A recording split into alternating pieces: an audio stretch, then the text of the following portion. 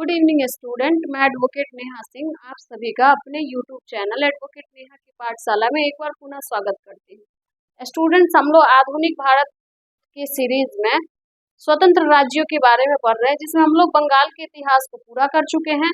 अभी हम मराठा साम्राज्य को पढ़ रहे हैं। मराठा साम्राज्य को पढ़ते क्रम में स्टूडेंट्स, हम लोग अपने पिछले लेक्चर में ये पढ़े हैं कि कैसे मध्यकाल में मराठा साम्राज्य में जो छत्रपति का कंसेप्ट हुआ करता था, वही चीजें आधुनिक काल में कैसे पेशवा में बदल जाता है। कब छत्रपति पेशवा को सारी पावर दे देते हैं, कब छत्रपति के माध्यम से पेशवा का पद वंशानुगत कर दिया जाता है, कैसे पेशवा मराठा साम्राज्य के छत्रपति का शासन प्रशासन में सहयोग कर अपने आप को बेहतर स्पष्ट कर पाते हैं, और किस संधि के माध्यम से पेशवा को संपूर्ण पावर दे दिया जाता है और छत्रपति एक नाम मात्र का प्रशासक रह जाते हैं। स्टूडेंट्स, हम लोग ये देखते हैं मध्यकाल में कि छत्रपति शिवाजी हिंदू पदशाही की धारणा को लेकर चलते हैं और हिंदुत्व को मानते हुए वो दिल्ली पे हिंदू शासक को बिठाना चाहते थे और संपूर्ण भारत को हिंदू राष्ट्र बनाना चाहते थे। इसी क्रम में स्टूडेंट, जब हम पेशवाओं के कालखंड को पढ़ते हैं तो कल मैंने आप लोगों को सभी पेशवाओं के नाम और उनके कालखंड को लिखवा दिया था, और आज हम बारी बारी से सभी पेशवाओं के काल में हुए परिवर्तन को, इतिहास को और उनके विचारधारा को पढ़ेंगे कि वो कैसे कार्य किए। स्टूडेंट्स, इसी लेक्चर के क्रम में हम बाजीराव और मस्तानी की कहानी भी पढ़ेंगे।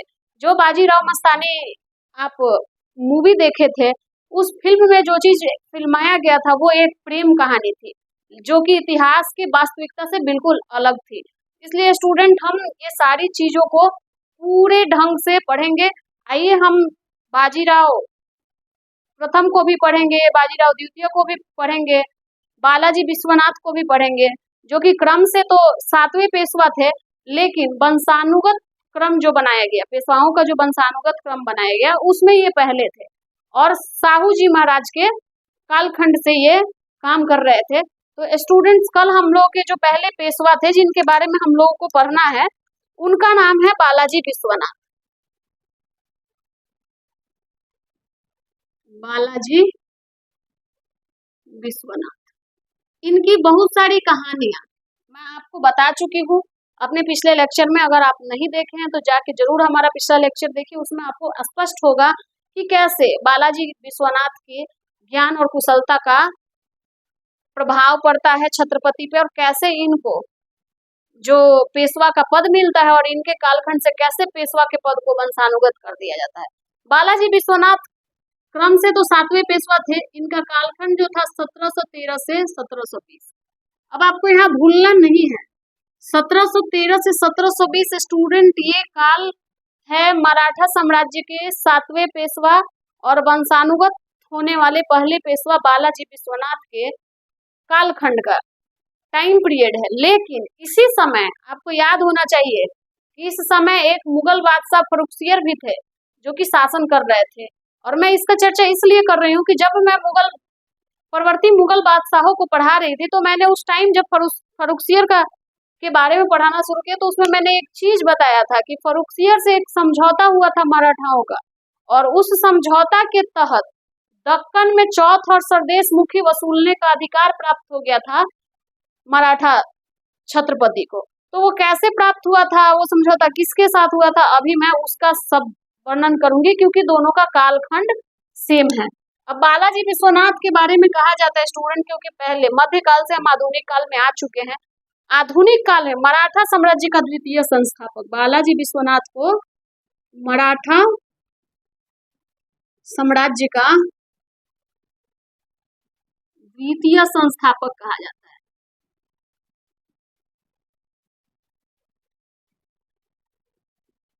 द्वितीय संस्थापक कहा जाता है। इनके काल से अभी मैं बता ही थी, पेशवा का पद वंशानुगत,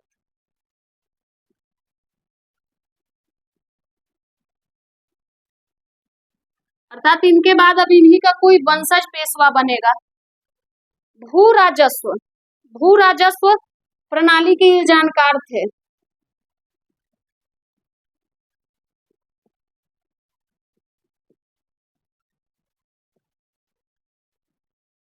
कुशल जानकार थे। यही नहीं है स्टूडेंट, 1719 ईस्वी में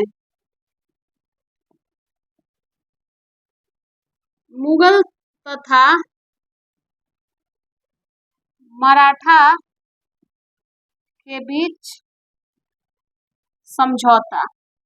अब आपको लगेगा कि इस दौरान जो छत्रपति थे उसके बीच समझौता हुआ, तो मैं अभी बता देती हूँ। 1719 की संधि जो थी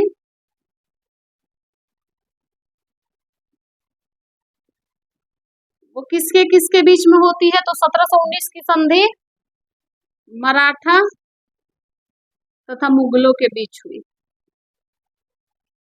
अब आपको लगेगा कि मराठा सरदार की तरफ से छत्रपति तो नहीं, यहाँ पे मराठा सरदार की तरफ से कौन थे, तो पेशवा थे बालाजी विश्वनाथ, किंग मेकर की भूमिका में ये भी थे। और मुगल साम्राज्य के तरफ से शासक इस समय कौन है, फर्रुखसियर। लेकिन समझौता में फर्रुखसियर नहीं, सैयद बंधु, ये भी इधर किंग मेकर के भूमिका में थे। अब आप सोचिएगा कि ये पहले ही पढ़ चुके हैं, अभी क्यों, तो याद रखिए एक ही टाइम पीरियड में हमारे इतिहास में बहुत सारी घटनाएं घट रही थी, जिसको हम लोग एक साथ नहीं पढ़ सकते हैं, लेकिन अलग अलग टर्म में लिंक करके जरूर पढ़ सकते हैं।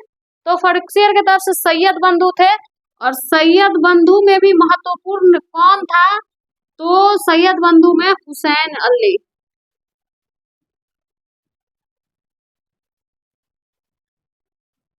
तो आपसे पूछा जा सकता है कि संधि किसके किसके बीच में हुई, तो ये संधि होती है बालाजी विश्वनाथ और हुसैन अली के बीच में। और इसी संधि के तहत मराठा दक्कन में चौथ तथा सरदेश मुखी वसूल सकते थे। अब चौथ और सरदेश मुखी क्या है मैं आप लोगों को बता चुकी हूँ, अगर नहीं क्लियर है तो जाके आप मेरा पिछला लेक्चर देख लीजिएगा। इनको अधिकार प्राप्त हो जाता है दक्कन में चौथ और सरदेश मुखी लेने का। उसके बाद एक इतिहासकार है, नोट में आप लोग लिख सकते हैं, उनका नाम है शायद रिचर्ड टेम्पल, रिचर्ड टेम्पल।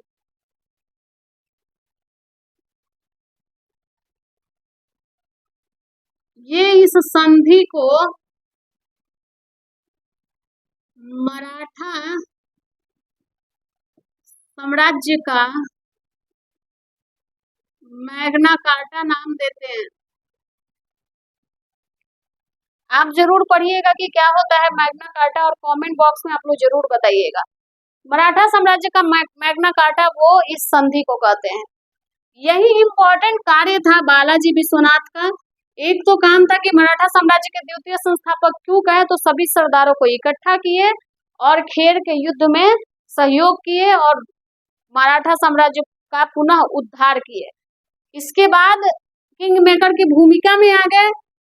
इनके समय पेशवा का पद वंशानुगत हो गया। भू राजस्व प्रणाली के कुशल जानकार थे, तभी तो 1719 की संधि में प्रमुख भूमिका निभाई और मराठा साम्राज्य में मराठा को अधिकार दिलवाया। किस चीज का अधिकार, तो दक्कन में चौथ और सरदेश मुखी वसूलने का। यही वाली पॉइंट को मैं फर्रुखसियर के टाइम में भी बोली थी, जो यहाँ क्लियर हो गया। स्टूडेंट इसको आप लोग नोट डाउन करिए, इसके बाद हम दूसरे पेशवा के बारे में पढ़ेंगे, इसको आप लोग नोट डाउन कर लीजिए।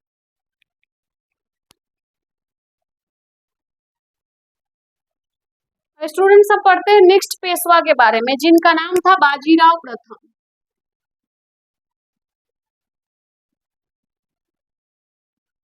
यही वो व्यक्ति हैं जिनको बाजीराव मस्तानी फिल्म में दिखाया गया है, एक प्रेम कहानी के रूप में दिखाया गया है। आइए हम इनको देखते हैं क्या हुआ। इनके बारे में स्टूडेंट्स कहा जाता है इनके बारे में कि ये एक अद्वितीय सेना नायक थे, अर्थात युद्ध क्षेत्र में इनके कौशल से पूरी दुनिया परिचित थी।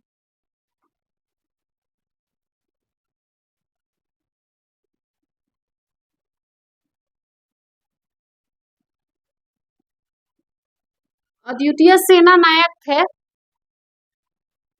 इनको लड़ाकू योद्धा का भी उपाधि प्राप्त था।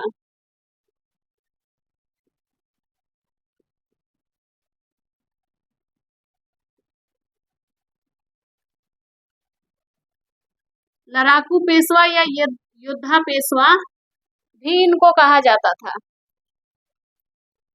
कारण क्या था? ये अपने जीवन काल में लगभग 40 युद्ध लड़े थे।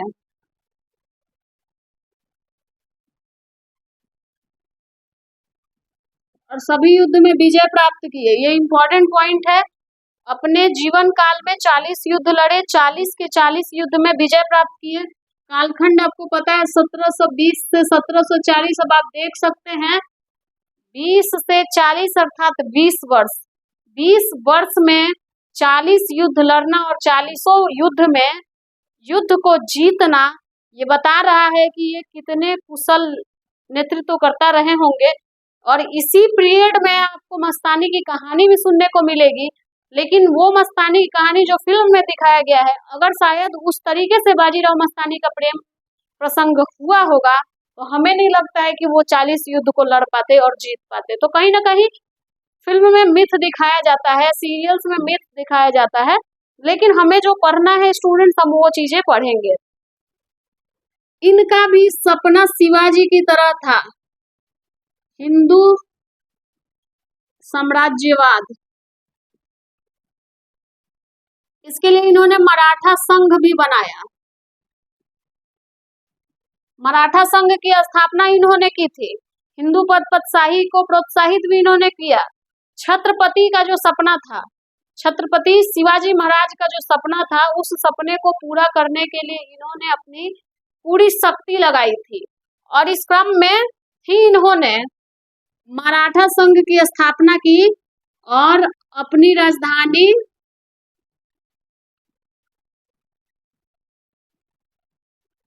स्थापना की और अपनी राजधानी जो पहले सतारा थी, पूना स्थानांतरित की। अब देखिए यहाँ एक चीज आपको बता रहे हैं, छत्रपति की राजधानी क्या थी? तो छत्रपति की राजधानी थी सतारा। और बहुत पहले आप दक्षिणी राजधानी की चर्चा करेंगे तो कोल्हापुर। अब इन्होंने अपनी राजधानी पूना स्थानांतरित कर ली। अभी भी छत्रपति हैं, ऐसा नहीं है कि छत्रपति नहीं है, छत्रपति अभी चल ही रहे हैं। इन्होंने अपनी राजधानी पूना स्थानांतरित किया और छत्रपति को सतारा में रहने दिया और स्वयं को पूना में लाके खड़ा कर दिया। और इन्होंने अपनी स्थिति को मजबूत किया। अब स्थिति को मजबूत किया और छत्रपति तो थे लेकिन नाम मात्र के थे। आपको मैं पिछले लेक्चर में ही बता चुकी हूँ कि जो आखिरी छत्रपति हुए वो क्या किए कि सारी शक्ति किसको दे दिए? तो एक संधि के माध्यम से पेशवा के हाथ में हैंड ओवर कर दिए थे। इसके बाद बालाजी विश्वनाथ को हम पढ़े, बाजीराव प्रथम को पढ़ रहे हैं, 40 युद्ध इन्होंने किया। इन्होंने राजधानी पूना स्थानांतरित की। और जो मराठा संघ था, जो मराठा संघ था जो कि हिंदू राज्य थे सब, इसको इन्होंने युद्ध किया। युद्ध करने के बाद इन सबको ये इकट्ठा किए। कौन कौन था मराठा संघ में? तो पहले तो थे पेशवा जो कि पूना से शासन कर रहे थे। पेशवा के बाद थे सिंधिया, सिंधिया के बाद भोसले। सिंधिया, इनकी राजधानी थी ग्वालियर। सिंधियाओं की राजधानी ग्वालियर थी। इनकी राजधानी पहले उज्जैन रहा करती थी, अगर पूछे तो आप ध्यान दीजिएगा, बाद में ग्वालियर हो गई। सिंधिया के बाद है भोसले जो कि नागपुर से।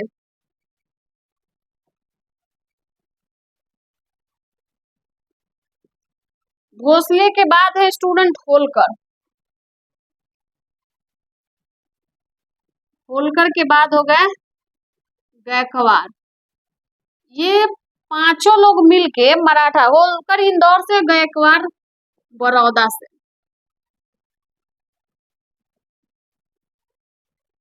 ये पांचों लोग मिलकर एक संघ बनाते हैं। संघ बनाने के बाद ये समझौता करते हैं, समझौता करके ये संघ बनाते हैं। अब ये संघ बनाते हैं तो बहुत ही कुशल नेतृत्व करता रहते हैं। और इन सब के नेतृत्वकर्ता कौन बन जाते हैं? तो पेशवा बाजीराव बन जाते हैं। अर्थात इनके बाद भी जो पेशवा होगा वो इनका नेतृत्व करता होगा। इसके साथ ही वो अपनी कुशल नेतृत्व क्षमता का परिचय यहाँ देते हैं। इनका कहना ये रहता है, इन पांचों में एक समझौता होता है कि हम लोग हिंदू राष्ट्र की स्थापना के लिए, हिंदू पदशाही की स्थापना के लिए एक साथ मिलकर काम करेंगे, और काम करने के दौरान हमारे सामने जो समस्या आएगी उसका समाधान हम लोग मिलकर करेंगे। परंतु हम पांचों में से, जैसे पेशवा, सिंधिया, भोसले, होलकर और गायकवाड़, इस पांचों की संप्रभुता का हनन कोई नहीं करेगा।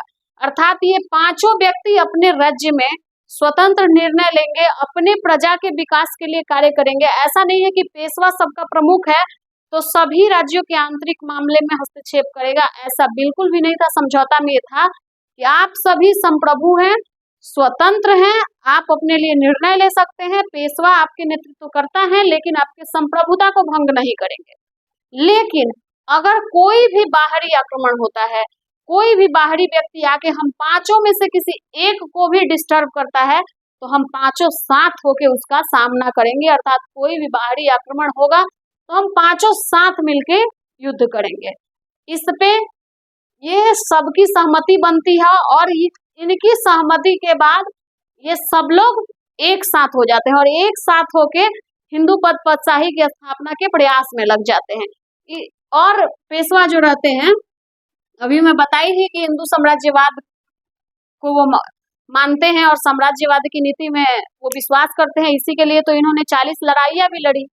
यहाँ तक कि अगर किसी हिंदू शासक को इनके सहयोग की आवश्यकता होती थी तो अपने प्रमुख अभियान को भी एक जगह रख के दूसरे हिंदू शासक के सहयोग के लिए ये चले जाते थे। इस क्रम में मैं आपको बता दूं स्टूडेंट्स की इन्होंने बुंदेलखंड के शासक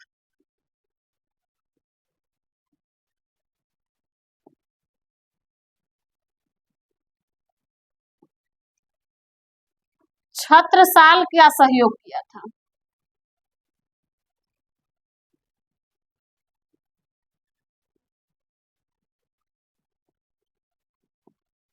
और यही बुंदेलखंड के शासक छत्रसाल के सहयोग के पॉइंट से बाजीराव मस्तानी पिक्चर में दिखाया गया है। अब इसके पीछे एक कहानी है स्टूडेंट, क्या कहानी है मैं आप लोगों को वो बता रही हूँ, आप ध्यान दीजिएगा। कहानी ये है कि जो आज का वर्तमान का जो यूपी है वो पहले संयुक्त प्रांत हुआ करता था, और इस संयुक्त प्रांत में बुंदेलखंड, रुहेलखंड, अवध ये सब सम्मिलित है। अब मैं आप लोगों को अवध का कहानी बता चुकी हूँ। अवध में किसका शासन था? तो सआदत खां का स्वतंत्र शासक था, मुस्लिम सेना नायक थे। मुगलों से स्वतंत्र होकर इन्होंने अवध की स्थापना की थी। मैंने आप लोगों को ये भी बताया है कि रुहेलखंड जो कि वर्तमान का बरेली का क्षेत्र है, वहां पे भी मुस्लिम शासन ही था। एक पठान रहते हैं जिनका नाम रहता है मोहम्मद खां बंगस। ये भी मुगलों से स्वतंत्र होके नए रुहेला सरदार रहते हैं, एक नए राज्य की स्थापना किए रहते हैं रुहेलखंड का, और ये भी मुस्लिम स्टेट रहता है। रुहेलखंड और बुंदेलखंड दोनों का जो सीमा रहता है स्टूडेंट वो सटा रहता है, और क्योंकि अवध में भी मुस्लिम शासन था, रुहेलखंड में भी मुस्लिम शासक था, तो ये दोनों लोग सोच रहे थे कि क्यों ना बुंदेलखंड पे अधिकार कर लिया जाए। इसी टाइम पीरियड का बात है जब बाजीराव प्रथम का भी शासन चल रहा था मराठा पेशवा के रूप में। होता ये है कि अवध के जो नवाब रहते हैं सआदत खां, वो कहते हैं कि आप ऐसा करिए कि आप दोनों की बाउंड्री मिल रही है, आप उनके पे आक्रमण करिए, हम पीछे से आपका सहयोग करेंगे। रुहेलखंड के जो प्रशासक रहते हैं, आपको बता दे रहे हैं, रुहेलखंड के प्रशासक मोहम्मद खां बंगस, ये बुंदेलखंड पे आक्रमण कर देते हैं। उस दौरान बुंदेलखंड के जो शासक रहते हैं उनका नाम रहता है छत्रसाल। अब छत्रसाल के पास सेना की कमी रहती है और अवध की भी सेना रुहेलखंड के साथ मिल जाती है। अब उसमें क्या होता है कि छत्रसाल के पास क्या होता है कि सैनिकों की कमी होती है और छत्रसाल शायद इन दोनों के संयुक्त सेना का सामना नहीं कर पाते। तो छत्रसाल क्या करते हैं कि ये सूचना बाजीराव प्रथम को देते हैं कि बुंदेलखंड संकट में है और शायद मेरे पास सेना की भी कमी है, और इन दोनों राज्य की जो सेना है बहुत कम समय में मुझे पराजित करके बुंदेलखंड पे भी अपना अधिकार करके यहाँ पे भी मुस्लिम शासन स्थापित कर देगी। जैसे ही इसकी सूचना बाजीराव प्रथम को मिलती है स्टूडेंट, तो वो उस टाइम में हैदराबाद के निजाम के खिलाफ अभियान पे निकलने वाले रहते हैं। उस अभियान को वो स्थगित करते हैं और स्थगित करने के बाद वो बुंदेलखंड के तरफ कूच करते हैं छत्रसाल के सहयोग के लिए। और आपको बता देते हैं स्टूडेंट कि छत्रसाल के सहयोग में बाजीराव प्रथम आ रहे हैं, इसकी सूचना मिलते ही रुहेलखंड के जो सरदार रहते हैं वो युद्ध से रिटर्न हो जाते हैं, बैक हो जाते हैं। वो युद्ध नहीं करने जाते क्योंकि उनको पता रहता है कि बाजीराव प्रथम कैसे सेना नायक है, और रुहेलखंड बैक हो जाता है। इससे अवध के नवाब बहुत नाराज भी होते हैं, लेकिन रुहेलखंड को पता रहता है कि अजी यदि हम बाजीराव प्रथम से उलझते हैं तो शायद रुहेलखंड का अस्तित्व समाप्त हो जाएगा। और इस चीज को मान लीजिए कि रुहेलखंड जो कि आक्रमण किया था बुंदेलखंड पे, वो सिर्फ एक व्यक्ति का नाम सुनता है और बैक हो जाता है। ये क्या था? बुंदेलखंड की जीत थी। और बुंदेलखंड के इस जीत के उपलक्ष्य में, अर्थात बुंदेलखंड बिना युद्ध के ही जीत गया, बुंदेलखंड के इस जीत के उपलक्ष्य में क्या हुआ कि छत्रसाल जो थे बहुत खुश हुए, प्रभावित हुए, और उन्होंने उनको कुछ उपहार दिया। और उस उपहार में देखिए स्टूडेंट्स क्या था, तो वो छत्रसाल जो थे पेशवा को कालपी, सागर,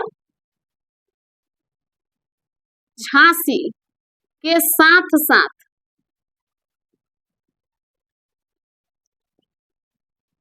अपनी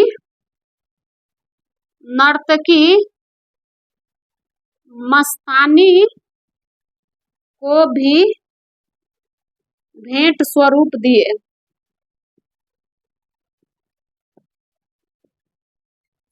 यही है बाजीराव मस्तानी की कहानी। अब मस्तानी को भेंट स्वरूप दिए तो प्रेम हुआ, पुत्र की उनकी संतान भी है, दोनों की संतानें भी हुई। लेकिन जैसा दिखाया गया है कि छत्रसाल पर रुहेलखंड का आक्रमण हो रहा होता है, उस दौरान मस्तानी दूत के रूप में जाती हैं, फिल्म में दिखाया गया है। बाजीराव के दरबार में पहुंचती है, उनके गले पे तलवार रख देती हैं और तलवार रखने के बाद उनसे अपनी सूचना अपना देती हैं। तो ये सारी चीजें बिल्कुल भी नहीं हुई थी। छत्रसाल ने अपने एक दूत को भेजा था। दूत ने जैसे ही हिंदू पदपतशाही की बात कही थी, बाजीराव अपना हैदराबाद का अभियान स्थगित करके सीधे छत्रसाल के सहयोग में पहुंचे थे। वहीं पे मिली थी मस्तानी उनको उपहार के रूप में।